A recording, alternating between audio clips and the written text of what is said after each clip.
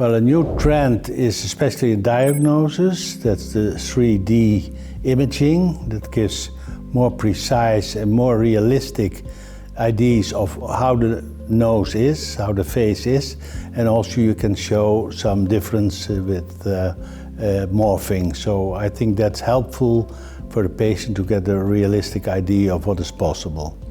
So if we're discussing closed rhinoplasty as compared to open rhinoplasty, both still have a role and both can lend excellent results in certain hands. So the main thing is to maintain the support and the structure of the nose. So the era of excision rhinoplasty is over. Now everything is more and more conservative. So if you excise too much cartilage, you are weakening the support of the nose, you get long-term complications. So all the new techniques are focused on one thing, to maintain the support of the nose with minimal excision, not aggressive excisions.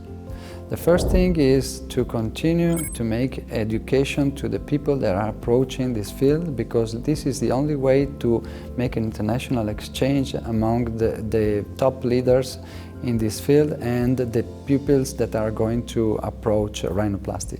The second trend I already presented, and I think it's a very promising field, which is the laser assisted rhinoplasty, in which we can reshape the nasal structure without detaching one from the other. And I think this is a very promising field. We are publishing a paper on this topic.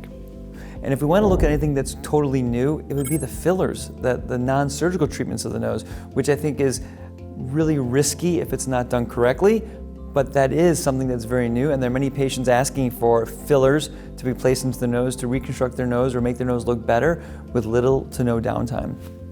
Just looking back at what happened over the past decade, there was a huge evolution towards piezo, for example, which is a power device to cut the bone more precisely, but for that you had to open the nose much more, and there's, I think, a shift more and more towards more conservative treatments. So less cartilage resection, less grafting, try to be as minimal invasive as possible, open versus closed. So there's a lot of people going to closed rhinoplasty nowadays. So it's always going to be a pendulum, you know. Maybe within another decade we will all be a little bit more aggressive because we need the exposure for a new technique. But it's going towards the more conservative approaches right now.